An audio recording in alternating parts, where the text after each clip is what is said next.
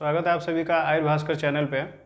आज आप सभी के बीच में जो राजस्थान आयुर्वेद कंपाउंडर की जो भर्ती आई है उस पर डिस्कस करेंगे और प्लस साथ में हम जो है ऑप्शनल क्वेश्चन भी लेके चलेंगे, क्योंकि ये ऑप्शनल क्वेश्चन जो हैं आपकी भर्ती परीक्षा को ध्यान में रखते हुए ही बनाए गए हैं।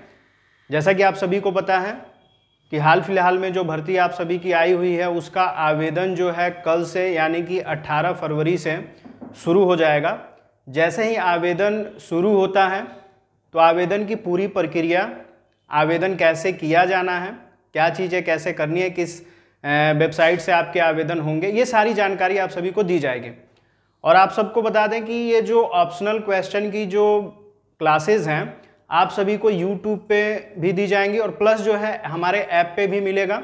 आयुर्वेद भास्कर ऐप पे पर्सनली आपको क्वेश्चन पुटअप करके ऐसे ही दिए जाएंगे और ये एक तरह से कंटिन्यूएशन में ही रहेगा, लेकिन जो डिटेल क्लासेस हैं वो पर्सनली जो है ऐप पे ही मिलेंगी। ये तो आपको एक तरह से समझ सकते हैं कि ऑप्शनल क्वेश्चन, जिससे बहुत सारे ऐसे स्टूडेंट हैं जिनके फाइनेंशियल कंडीशन जो है ठीक नहीं है, तो वो थोड़ा सा बहुत जो है यहाँ से पढ़ाई कर सकते हैं। ठीक है, तो चलिए देखते हैं कि किस तरह के क्वेश्चन जो हैं आपके आयुर्वेद परिचय, यानी कि जो आयुर्वेद परिचय और आयुर्वेद इतिहास का जो टर्म है वो किस तरह से आपको एग्जाम में टच करना है, कैसे क्वेश्चन जो हैं उस तरह से आएंगे, ये सारी चीज़ें ध्यान में रखते हुए हमें जो है देखना है। तो जैसे अगर देखा जाए कि कैसे क्वेश्चन जो हैं पुटअप हुए हैं उसको देखा जाए, तो पहला क्वेश्चन हम देखते हैं। सबसे पहला क्वेश्चन जो है, आयुर्वेद का प्रमुख ग्रंथ कौन सा है। तो इस तरह के फॉर्मेट में आपके क्वेश्चन जो हैं एग्जाम में आपको दिखने वाले हैं। आप सभी को पता है कि आपका जो एग्जाम है CBT बेस्ड है, यानी कि कंप्यूटर बेस्ड टेस्ट है। आपको जो भी क्वेश्चन आपको दिखेंगे आपके कंप्यूटर स्क्रीन पे दिखेगा, प्लस आपके उसमें 4 ऑप्शन होंगे। 2.5 घंटे का एग्जाम है आपका, यानी 2.5 घंटे में आपको पूरा पेपर जो है कंप्लीट करना है, जिसमें आयुर्वेद के ज़्यादा क्वेश्चन जो है कंबाइन होंगे, आयुर्वेद के ज़्यादा क्वेश्चन होंगे। बाकी आपके जो सिलेबस जारी हुए हैं, आपका जो सिलेबस आया है जिसमें हिंदी है, इंग्लिश है, GK है, ठीक है, वो भी पार्ट आपके रहेंगे, जिसकी क्लास जो है आयुर्वेद भास्कर ऐप पे पर्सनली आपको दिखेगी। तो चलिए क्वेश्चन लेते हैं। पहला क्वेश्चन है, आयुर्वेद का प्रमुख ग्रंथ कौन सा है। तो आयुर्वेद का प्रमुख ग्रंथ, इसमें अगर देखा जाए तो ऑप्शन में महाभारत नहीं होगा, आयुर्वेद संहिता ऐसा कुछ है ही नहीं, चरक संहिता ये होगा, गीता नहीं होगा। तो ऑप्शन C जो है सही होगा, चरक संहिता। ऐसे क्वेश्चन ही आपको दिखेंगे और आपको उसको इसी तरीके से तैयार करना होगा। दूसरा, चरक संहिता में कुल कितने अध्याय होते हैं। तो चरक संहिता में कुल अध्यायों की संख्या 12 है। कितने अध्याय हैं? 12 अध्याय हैं चरक संहिता में। 8 नहीं होंगे, 10 नहीं होंगे, 13 नहीं होंगे, 12 जो अध्याय हैं वो होंगे। वो आंसर जो है ये 12 जो ऑप्शन है वो सही होगा। तीसरा क्वेश्चन देखिए। तीसरा क्वेश्चन कह रहा है, आयुर्वेद के कौन से ग्रंथ में शल्य चिकित्सा का वर्णन किया गया। तो आप सभी को पता होगा शल्य चिकित्सा के जो जानकार हैं आचार्य सुश्रुत को माना जाता है, और आचार्य सुश्रुत ने शल्य चिकित्सा के ऊपर बहुत सारा काम किया। आप सभी को पता होना चाहिए कि आधुनिक चिकित्सा पद्धति में सुश्रुत के द्वारा जो तैयार किए हुए जो उपकरण हैं उनमें से 120 उपकरण जो है आधुनिक शल्य चिकित्सा में प्रयोग में भी लिया जाता है। तो शल्य चिकित्सा से रिलेटेड जो ग्रंथ की रचना जो है सुश्रुत ने की है उसे सुश्रुत संहिता कहते हैं। तो ये आंसर जो होगा B वाले ऑप्शन पे जाएगा। ठीक है, तो प्रश्न है आयुर्वेद के कौन से ग्रंथ में शल्य चिकित्सा का वर्णन किया गया है। तो सुश्रुत संहिता में किया गया है। आ रहा समझ में। चौथा प्रश्न अगर देखा जाए तो पंचकर्म आयुर्वेद में किस से संबंधित है। तो पंचकर्म आपको पता है, आप में तो एक विषय भी है पंचकर्म, उसकी क्लास भी आपको आयुर्वेद भास्कर ऐप पे डिटेल में दी जा रही है। लगातार जो पुराने जो पैटर्न पे जो क्लास चली थी उसके कंटेंट भी आपको ऐप पे आपको आसानी से मिल जाएंगे। जैसे ही आप क्लास परचेज करते हो तो पुरानी क्लासेस जो चली हैं वो भी आपको मिल जाएंगी। टोटली क्लासेज उसी में हैं, वहाँ से आप जा करके जैसे ही क्लास परचेज करते हैं तो पुरानी क्लासेज आप ले सकते हैं। वहाँ पे कंटेंट में सेव है, आप उसको कर सकते हैं। डिटेल में सारी क्लासेस बताएगी। और जो नया आपका पैटर्न आया है उसमें जो टॉपिक आपके पुराने कोर्स में नहीं बताए गए वो सारे चलेंगे और डिटेल में चलेंगे। तो यहाँ पे देखिए पंचकर्म ये आयुर्वेद परिचय के क्वेश्चन है, ऐसे आपको दिख जाएंगे। पंचकर्म में भी ये क्वेश्चन हो सकता है। पंचकर्म आयुर्वेद में किससे संबंधित है, मतलब कि पंचकर्म जो है आयुर्वेद में किससे संबंधित है? क्या ये शारीरिक उपचार के लिए है, मानसिक उपचार के लिए है, या आयुर्वेदिक जड़ी बूटियों के लिए, या योग के लिए? तो ये जो है शारीरिक उपचार के लिए है, यानी कि शारीरिक उपचार से संबंधित है। उसी तरह से अब अगर जो भी स्टूडेंट डिटेल क्लासेस चाहते हैं, आयुर्वेद जो कंपाउंडर की भर्ती आई हुई है राजस्थान में, उसकी डिटेल क्लास चाहते हैं, तो अभी आप गूगल के प्ले स्टोर पे चले जाइए, वहाँ से आयुर्भास्कर ऐप इंस्टॉल कर लीजिए। अपने नंबर से लॉगिन करके आप डायरेक्ट जो है ये कोर्स है, कोर्स का जो पेज है आपको ऐसे दिखेगा, पूरा फॉर्मेट ये है। इस कोर्स में स्पेसिफिकेशन क्या है, आपको चैट एंड डाउट सपोर्ट मिलेगा, टेलीफोनिक गाइडेंस है, आप फ़ोन करके डायरेक्टली जो भी इशू होता है उस पर आप चीज़ें पूछ सकते हैं।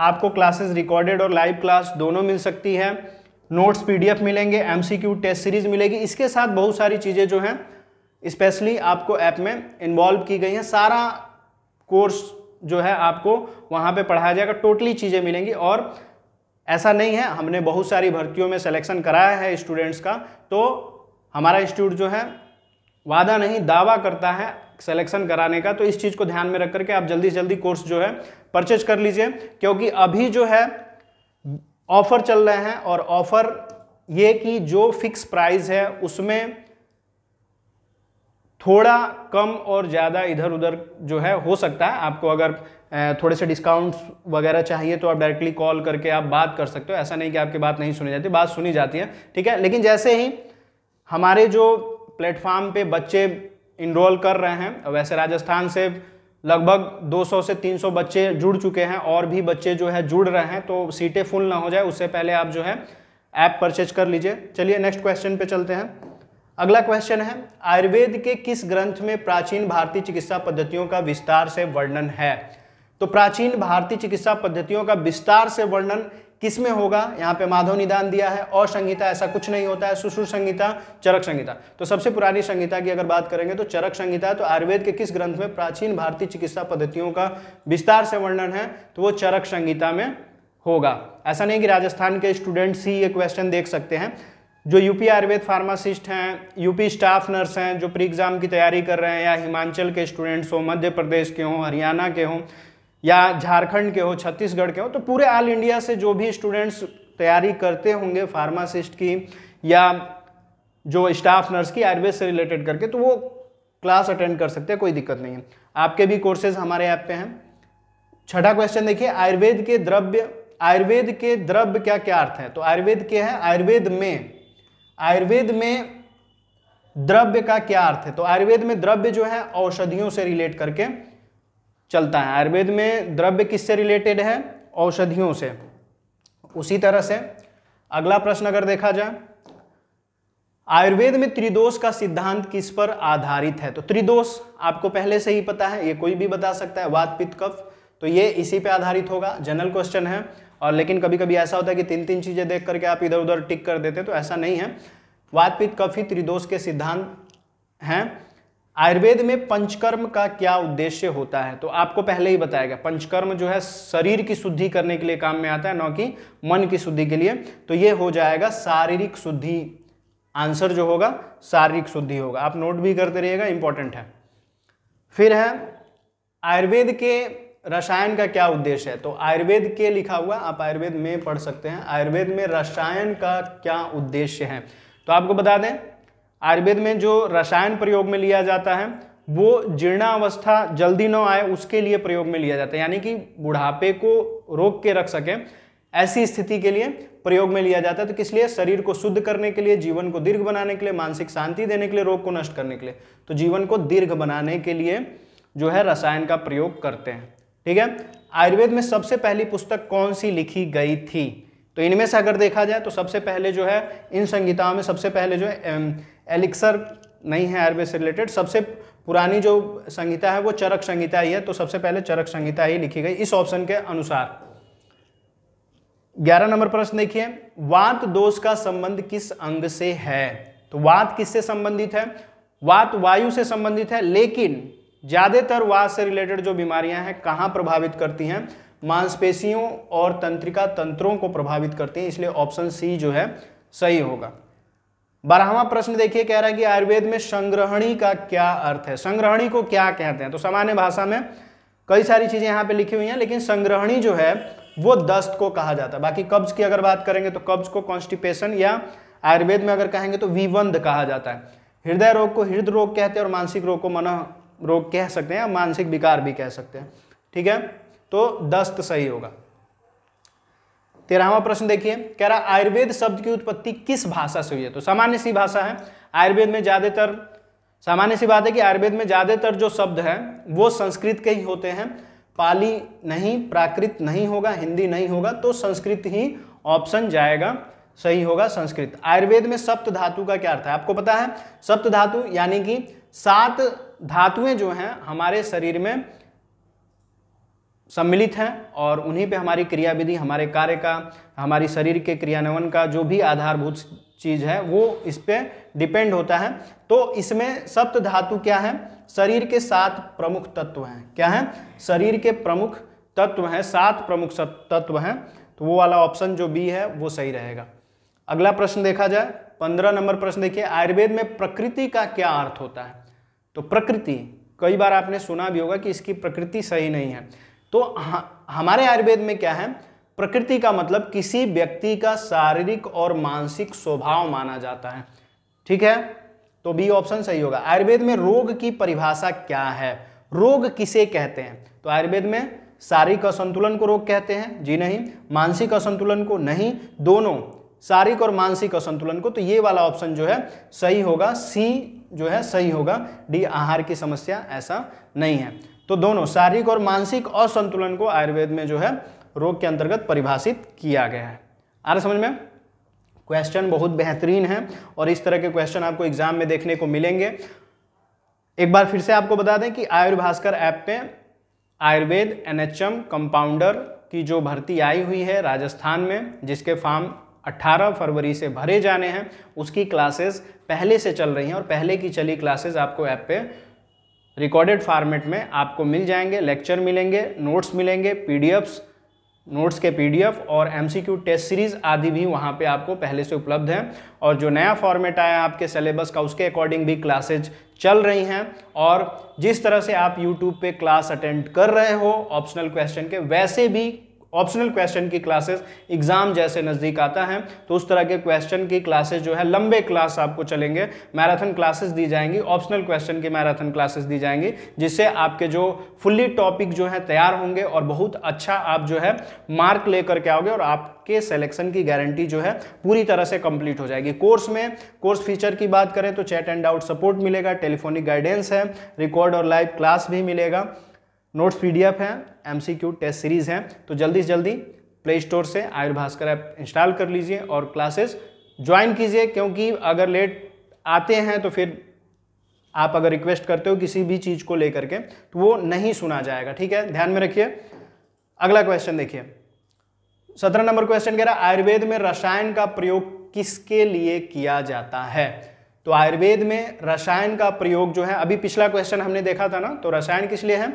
जीर्णोद्धार के लिए कह सकते हैं, मतलब कि बुढ़ापा जल्दी न आए, जीवन को बढ़ाने के लिए, इस तरह के जो चीज़ें हैं। तो उसी तरह का है जीवन का दीर्घीकरण, यानी कि जीवन को बढ़ाने के लिए। तो जीवन तो बढ़ेगा नहीं, मतलब जितनी आयु है उतनी तो रहेगी ही ना, तो उस आयु तक हम जल्दी न पहुँचें, मतलब कि बुढ़ापा जल्दी न आए, कम आयु में ही हमारे शरीर में कमजोरी या दिक्कत ना हो, उस चीज़ को बनाए रखने के लिए। तो इसलिए ये वाला ऑप्शन जो है जीवन का दीर्घीकरण, ये सही होगा।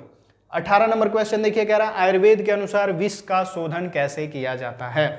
तो आयुर्वेद के अनुसार अगर देखा जाए तो शरीर शुद्धि किससे की जाती है? पंचकर्मा से। तो पंचकर्म जो है, पंचकर्म के द्वारा विष शोधन भी किया जाता है, मतलब शरीर से विषों को बाहर निकालने का भी काम जो है पंचकर्म के द्वारा होता है। अब देखिए 19 नंबर प्रश्न, आयुर्वेद के अनुसार पित्त दोष का प्रमुख कार्य क्या है? तो पित्त आपको पता है अग्नि का वाहक है। पित्त को हम अग्नि से कंपैरिजन करते हैं क्योंकि पित्त का स्वरूप जो है अग्नि से मिलता जुलता है। तो अग्नि क्या काम करती है? हमारे शरीर में पाचन या भूख को बढ़ाने का काम करती है। तो उस तरह से अगर देखा जाए तो पाचन क्रिया को नियंत्रित करना, शरीर के जल के संतुलन को नियंत्रित करना, शरीर में ऊर्जा का संचयन करना, श्वसन क्रिया मदद करना। तो ऐसे इनमें से ये तीनों नहीं होगा, पहला ऑप्शन सही होगा, पाचन क्रिया को नियंत्रित करना। मतलब कि पित्त दोष जो है, यानी कि जिसे हम पित्त कह रहे हैं, वह हमें भोजन को पाचन करने के लिए या पाचन क्रिया को नियंत्रित करने के लिए कार्यरत है। 20वां प्रश्न देखिए, आयुर्वेद में द्रव्य गुण का क्या अर्थ है? तो द्रव्य यानी कि औषधि, गुण यानी कि उनका उपयोग या प्रभाव। तो आप बता सकते हैं, पहला ऑप्शन सही होगा। क्या कह रहा है? औषधियों के गुण और उपयोग। ठीक है, अगला प्रश्न देखते हैं। 21 नंबर प्रश्न देखिए, जो भी स्टूडेंट YouTube पे क्लास अटेंड कर रहे हैं वो वीडियो को शेयर करें ताकि दूसरे स्टूडेंट भी आपकी तरह पढ़ाई कर सके, हमसे जुड़ सके, और जो चीज़ें बताई जा रही हैं उनका भी एक तरह से भला हो। वो भी एक तरह से अगर क्लास करते हैं तो उनका बेनिफिट होगा। तो उस हिसाब से आप जो है वहाँ तक वीडियो को शेयर करने का प्रयास कीजिए। 21 नंबर प्रश्न देखिए, आयुर्वेद में सात्विक आहार का क्या महत्व है? तो सात्विक आपको पता है, सात्विक का मतलब क्या हुआ? ऐसा आहार जो शरीर के अंतर्गत भी संतुलन बनाए रखे और मन के अंतर्गत भी संतुलन बनाए रखे, मानसिक स्थिति को भी सही बनाए रखे। तो मानसिक शांति और संतुलन बनाए रखना। अगर हम देखें तो शरीर को ताकत देना, शरीर में ऊर्जा बढ़ाना, केवल शरीर के रोगों का उपचार, ऐसा कुछ नहीं है। तो बी वाला ऑप्शन सही होगा। सात्विक आहार का मुख्य उद्देश्य मानसिक शांति और संतुलन बनाए रखना है, इस ऑप्शन के अनुसार। आयुर्वेद में मंजिष्ठा का क्या उपयोग है? तो मंजिष्ठा आपने सुना होगा आयुर्वेद में। ये सारे क्वेश्चन जो हैं किसके अंतर्गत हैं? आयुर्वेद इतिहास और आयुर्वेद परिचय के अंतर्गत हैं। एक जगह पे आप आयुर्वेद के बारे में इस क्लास से ज़्यादा जानकारी आप प्राप्त कर सकते हो। मंजिष्ठा क्या है? थोड़ा सा तिक्त रस होता है, इसलिए इसका प्रयोग ज़्यादातर रक्त शुद्धि के लिए किया जाता है। किसके लिए किया जाता है? रक्त शुद्धि के लिए। अगला प्रश्न देखिए, 23वां प्रश्न क्या कह रहा है? आयुर्वेद में ब्राह्मी का उपयोग किस उद्देश्य से किया जाता है? ब्राह्मी आप पहले से ही जानते हो, बहुत सारे तेल में इसका प्रयोग किया जाता है। तो ब्राह्मी मानसिक तनाव को दूर करने के लिए प्रयोग में लिया जाता है, मतलब मन स्थिति को सही करने के लिए ब्राह्मी का प्रयोग करते हैं। मस्तिष्क से रिलेटेड रोग का उपचार इसके द्वारा हो सकता है। 24वां प्रश्न देखिए, आयुर्वेद के अनुसार कांति का अर्थ क्या है? कांति वर्ण की आभा, चेहरे की चमक को कांति कहा जाता है आयुर्वेद में। तो आप पहला ऑप्शन लेके चलेंगे, चेहरे की चमक। देखा जाए 25वां प्रश्न, आयुर्वेद में पंचकर्म का क्या उद्देश्य है? तो पंचकर्म किस लिए शुरू से बताते आ रहे हैं? 3 क्वेश्चन, तीसरा क्वेश्चन हो गया ये। शरीर की सफाई और विषाक्त पदार्थों का निष्कासन, शरीर से गंदगी को बाहर निकालना और जो जहरीले पदार्थ हैं उनको शरीर से निष्कासित करना पंचकर्म का कार्य है। 26वां प्रश्न देखिए, आयुर्वेद में धन्वंतरी का क्या स्थान है? तो आयुर्वेद में धन्वंतरी को क्या कहते हैं? तो आयुर्वेद में धन्वंतरी को आयुर्वेद के देवता और चिकित्सक के रूप में जाना जाता है। धन्वंतरी को माना जाता है कि वो आयुर्वेद के भगवान हैं, आयुर्वेद के जनक हैं और एक तरह से चिकित्सक भी माना जाता है। अगर वेदों में देखें तो बहुत सारी चीज़ें इनके बारे में लिखी हुई हैं। ठीक है, जब डिटेल क्लास आप करेंगे तो सारी चीज़ें आपको समझ में आ जाएंगी और कैसे भी क्वेश्चन बनेंगे तो आप आंसर दे सकते हैं। 27वां प्रश्न देखिए, आयुर्वेद के अनुसार चरक संहिता किस विषय पर आधारित है? तो चरक संहिता आधारित है चिकित्सा और रोग विज्ञान पे। ज़्यादातर आप देखें तो चरक संहिता में दवाओं के बारे में, चिकित्साओं के बारे में ही ज़्यादातर वर्णन है, तो इसलिए चिकित्सा और रोग विज्ञान पे आधारित है। ये वाला ऑप्शन सही होगा। अब देखिए पूछ रहा है कि आयुर्वेद के सुषेण कौन थे? तो आयुर्वेद के सुषेण कौन थे? तो सुषेण वैद्य का नाम आपने सुना होगा, रामायण काल से ही बहुत ज़्यादा महत्व में है इनका नाम। तो आयुर्वेद के सुषेण कौन हैं? तो सुषेण थे प्राचीन भारतीय चिकित्सक, आप कह सकते हैं प्राचीन भारतीय चिकित्सक, क्योंकि आयुर्वेद से ये चिकित्सा किए थे। ठीक है, अगला प्रश्न देखिए 29वां, आयुर्वेद के प्रमुख ग्रंथों में से तंत्र सूत्र किसके द्वारा लिखा गया था? तंत्र सूत्र के रचनाकार, तंत्र सूत्र जो है वो सुश्रुत ने लिखा है। किसने लिखा है? सुश्रुत ने। ठीक है, 30वां प्रश्न देखिए, महर्षि च्यवन का क्या योगदान था? तो च्यवन ऋषि को जानते हैं ना, जिनके नाम पे च्यवनप्राश जो है बाजारों में बिकता है, और जो च्यवनप्राश बना था वो ऋषि च्यवन की ही देन है। क्योंकि ऋषि च्यवन जब वृद्ध हो चुके थे, बहुत ज़्यादा बूढ़े हो गए थे, तो इनके लिए ही च्यवनप्राश का निर्माण किया गया, जिससे इन्होंने फिर से अपना पहले जैसे आयु को प्राप्त कर लिया। तो ऋषि च्यवन का योगदान क्या है? आयुर्वेद में जीवन वर्धन के उपायों का प्रसार। आयुर्वेद में जीवन वर्धन के उपायों का प्रसार जो है च्यवन ऋषि का योगदान है। आयुर्वेद के शास्त्र का सबसे पुराना प्रमाण किसे माना जाता है? ठीक है, तो आयुर्वेद के शास्त्र का सबसे मतलब आयुर्वेद के बारे में सबसे पुराना प्रमाण अगर कहें तो किसे कह सकते हैं? वेदों में वर्णित शास्त्र। तो किसको कहा जाता है? वेदों में वर्णित शास्त्र, मतलब कि वेद में भी वर्णित है, इसलिए ये शास्त्र जो है वेदों में वर्णित होने के कारण सबसे पुराना जो प्रमाण है वेद ही मान सकते हैं।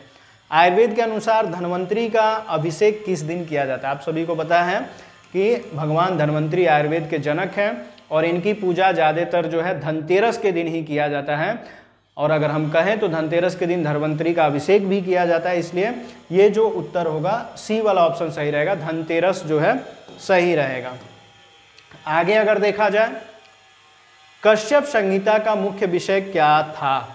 तो कश्यप संहिता का मुख्य विषय जो है, था भी हो सकता है, यहाँ पे है भी हो सकता है। कश्यप संहिता में ज्यादातर बाल चिकित्सा और रोग निवारण के लिए बताया गया है।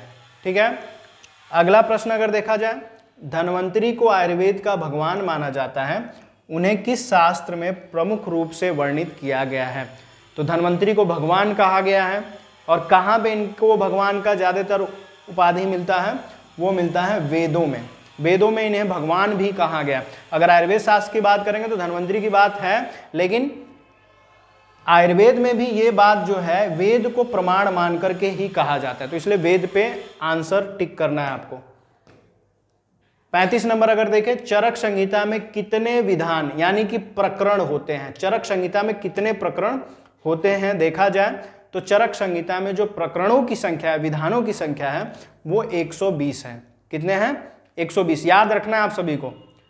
36 नंबर प्रश्न देखिए, आयुर्वेद में सुश्रुत के योगदान को किस प्रकार से देखा जाता है? तो आयुर्वेद के अंतर्गत अगर आचार्य सुश्रुत को देखा जाए तो वो शल्य चिकित्सक माने जाते हैं और शल्य चिकित्सा के बारे में बहुत सारा काम उन्होंने किया है।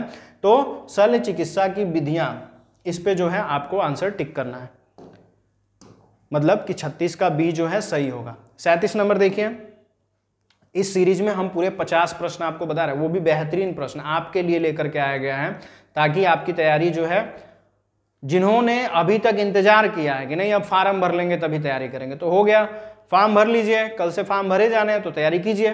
ठीक है, तो 37 नंबर प्रश्न देखिए, नागार्जुन को आयुर्वेद में किस प्रकार के उपचारों के लिए जाना जाता है? तो नागार्जुन जो है जानकार हैं, या हम कह सकते हैं कि जो आचार्य, जैसे अगर बोला जाए आयुर्वेद से रिलेट करके हैं, तो आयुर्वेद के ही बहुत सारे विभाग हैं जिसमें रस शास्त्र आता है, जो मतलब कि रसविद कह सकते हैं, जो रसों के क्रिया के बारे में, अभिक्रिया के बारे में जानते हैं, उसके निर्माण के बारे में जानते हैं, रस औषधियाँ बनाने के बारे में जानते हैं। तो उस हिसाब से देखा जाए तो नागार्जुन को आयुर्वेद में किस प्रकार के उपचारों के लिए माना जाता है? तो रस शास्त्र के अंतर्गत जो भी रस उपचार हैं उसके बारे में माना जाता है। आयुर्वेद शास्त्र के इतिहास में सबसे प्राचीन ग्रंथ कौन सा है? तो आयुर्वेद शास्त्र के इतिहास में सबसे प्राचीन ग्रंथ कौन सा है? वेदों में वर्णित आयुर्वेद। अगर देखा जाए तो आयुर्वेद शास्त्र के इतिहास में सबसे प्राचीन ग्रंथ जो है वेदों में वर्णित आयुर्वेद है। ठीक है, और अगर उस तरह से देखा जाए तो बस आयुर्वेद शास्त्र के अंतर्गत बस पूछ लिया जाए कि सबसे पुरानी संहिता कौन सी है, तो आप चरक संहिता मार सकते हैं। ठीक, अगला प्रश्न 39 नंबर देखिए, नस्य चिकित्सा का किस प्रकार से आयुर्वेद में उपयोग किया जाता है? तो आपको पहले से ही पता है, नस्य चिकित्सा अगर बोला जाए तो क्या करते हैं? नासा रंध्रों के द्वारा औषधि शरीर में प्रविष्ट कराना, या नाक के द्वारा चिकित्सा करने की जो बात कही जा रही है, जिससे क्या होगा, श्वसन तंत्र जो है तंदुरुस्त रहेगा, उसकी पुष्टि के लिए, उसकी चिकित्सा के लिए जो है नस्य चिकित्सा को हम सम्मिलित कर सकते हो। तो यहाँ पे ऑप्शन में पूछा जा रहा है ना, तो क्वेश्चन में पूछा जा रहा है नस्य चिकित्सा का किस प्रकार से आयुर्वेद में उपयोग किया जाता है? तो किस प्रकार से आयुर्वेद में प्रयोग किया जाता है? श्वसन रोगों के उपचार में। तो ये ऑप्शन बी सही होगा। 40 नंबर प्रश्न देखिए, आयुर्वेद के अनुसार पंचतत्व के सिद्धांत का क्या उद्देश्य है? तो पंचतत्व का सिद्धांत का उद्देश्य अगर देखें तो जीवन की उत्पत्ति और विकास का सिद्धांत है, क्योंकि इसमें बताया जाता है कि जीवन की उत्पत्ति जो है शरीर बना है पंचतत्वों से, और यही पंचतत्व जो है शरीर में अलग अलग तरह की भूमिका निभाते हैं। आयुर्वेद में नाड़ी निरीक्षण का क्या महत्व? नाड़ी निरीक्षण या नाड़ी जो परीक्षण है वो किस लिए प्रयोग में लिया जाता है? रोगों की पहचान करने का एक तरीका है, मानसिक विकारों का निदान है, शरीर की शुद्धि प्रक्रिया है, शरीर के दोषों का विश्लेषण है। तो रोगों की पहचान करने का एक तरीका है। बिना नाड़ी परीक्षण के एक सुशिक्षित या जो शिक्षित चिकित्सक की बात करें, वैद्य की बात करें, तो वो बिना नाड़ी परीक्षण के चिकित्सा नहीं करेगा। तो रोगी के प्रकृति के बारे में, रोग के बारे में जानने के लिए, रोग का पहचान करने का एक तरीका है नाड़ी परीक्षण या नाड़ी निरीक्षण। आयुर्वेद के इतिहास में सप्त धातु का सिद्धांत किस ग्रंथ में दिया गया था? तो सप्त धातु का सिद्धांत जो है वो चरक संहिता में दिया गया था। ठीक है, चरक संहिता को किसने परिवर्धित किया था? तो आपको बता दें, चरक संहिता का मूल रूप जो है उसको परिवर्धित करने का काम दृढ़बल ने किया था। ठीक है, तो दृढ़बल का नाम याद रखिएगा, दृढ़बल ने चरक संहिता को परिवर्धित जो है किया है, रूपांतरित कह सकते हैं। आयुर्वेद का प्रथम संहिताकार कौन माने जाते हैं? तो आयुर्वेद के प्रथम संहिताकार किसे मानते हैं? आचार्य अग्निवेश को माना जाता है। किसे माना जाता है? अग्निवेश। डिटेल जब क्लास करेंगे तो आपको सारे इतिहास को पढ़ाया जाएगा, पूरा बताया जाएगा अग्निवेश कौन थे, भेल कौन थे, और अगर देखा जाए तो सुश्रुत चरक किस तरह के संहिताओं का विस्तार इनके अंतर्गत मिलता है, सूत्र चिकित्सा स्थान क्या है, सूत्र स्थान क्या है, शारीर स्थान क्या है, सारी चीज़ें जो हैं आपको स्टेप बाय स्टेप उसमें दिखेंगी। डिटेल क्लास आप करेंगे तो इसलिए ऑप्शनल क्वेश्चन कहाँ से आ रहे हैं? डिटेल क्लास से आ रहे हैं। डिटेल क्लास आप कर लीजिए, ऑप्शनल क्वेश्चन कितने भी आएंगे आप आंसर दे सकते हो। इसलिए हम क्या कहते हैं कि क्लासेज अगर आप कर रहे हो तो डिटेल क्लास अटेंड कीजिए, जो कि फुल क्लास आपको आयुर्भास्कर ऐप पे मिलेगा, और वहां पे अगर आप क्लासेस करते हो तो आपको फिर ऑप्शनल क्वेश्चन कैसे भी मिले तो आप अटेंड कर सकते हैं, कोई दिक्कत नहीं है। ठीक है, ये ऑप्शनल क्वेश्चन के फॉर्मेट बताया जा रहा है, एग्जाम में ऐसे प्रश्न आपको दिखेंगे। ऐप पे आपको जो ऑप्शनल क्वेश्चन की सीरीज दी जाएगी वो लंबी सीरीज होगी। ठीक है, डिटेल क्लास चल ही रही है और प्लस आपको ये ऑप्शनल क्वेश्चन की सीरीज भी आपको वहां पे दिखेगी। आयुर्वेद का ज्ञान सर्वप्रथम किस देवता ने दिया था? तो ये क्वेश्चन बदल के भी हो सकता है कि आयुर्वेद का उपदेश सर्वप्रथम किसने दिया था? तो ब्रह्मा ने। किसने? ब्रह्मा ने। देवता की बात पूछ रही है तो ब्रह्मा ने सबसे पहले आयुर्वेद का ज्ञान जो है दिया था। ये वेद भी मानते हैं। आयुर्वेद का उपवेद किसे कहा जाता है? तो आयुर्वेद का उपवेद कौन सा है? अथर्ववेद। अथर्ववेद आयुर्वेद का उपवेद है। ठीक है, 47 नंबर प्रश्न देखिए, सुश्रुत संहिता के अनुसार शरीर में कितने मर्म बिंदु होते हैं? तो सुश्रुत संहिता के अनुसार मर्म बिंदु कितने हैं? 107। कितने मर्म बिंदु हैं? 107 पूरे शरीर में। आयुर्वेद में वर्णित सप्त धातु में कौन सा धातु शामिल है? तो सप्त धातु में रस, रक्त, मेद, मज्जा, अस्थि, इस तरह से सप्त धातुएं होती हैं। शुक्र है, लेकिन उसमें केस नहीं है, तो ये नहीं होगा, तो ऑप्शन डी सही रहेगा। अंतिम के 2 प्रश्न देखिए। 49वां प्रश्न कह रहा है अष्टांग आयुर्वेद के 8 अंगों में से एक नहीं है। तो अष्टांग आयुर्वेद में जो 8 अंग है उसमें काय चिकित्सा भी है। ठीक है, उसमें काय चिकित्सा, ग्रह चिकित्सा, भूत विद्या एक साथ लिख सकते हैं, लेकिन ज्योतिष विद्या ऐसा कुछ इन्वॉल्व नहीं है, तो डी वाला ऑप्शन सही होगा। अंतिम प्रश्न देखिए, आयुर्वेदिक पंचकर्म चिकित्सा में कौन सा प्रमुख उपचार शामिल नहीं है? तो पंचकर्म में वमन, विरेचन, रक्त मोक्षण आदि चीजें तो आती हैं, संधि पुनर्निर्माण नहीं है। संधि पुनर्निर्माण ऐसा कोई चिकित्सा उसमें नहीं है। तो ये रहे आपके आयुर्वेद परिचय और सामान्य आयुर्वेद से 50 ऑप्शनल क्वेश्चन।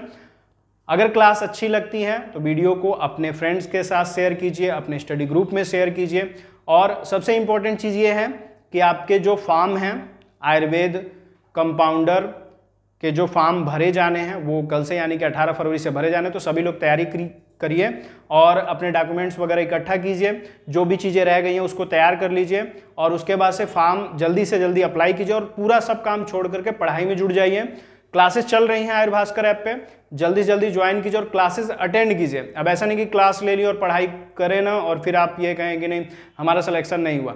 मेहनत करेंगे तभी होगा, क्योंकि अभी मेरिट लिस्ट बनी है, आप सभी ने देखा कि मेरिट लिस्ट बनी, अभी जो मेरिट बेस पे जो भर्ती आई हुई थी उसमें आपने देखा है कि बहुत सारे ऐसे स्टूडेंट हैं जिनके मेरिट होने के बावजूद भी वो छट गए।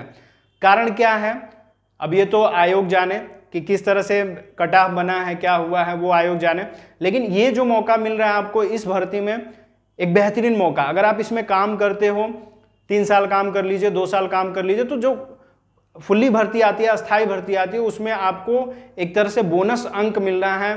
3 साल काम करेंगे 30% मिल जाएगा, 2 साल काम करेंगे 20% मिल जाएगा, तो इस तरह से बोनस अंक भी मिल रहा है आपको। और सबसे ज़्यादा समझ लीजिए कि 100% चांस है कि अस्थायी भर्ती में आपको हो जाना है अगर इसमें हो गए तो, ठीक है। तो थोड़ा सा मेहनत करना है, बाकी सिलेक्शन तो आपका हो ही जाएगा।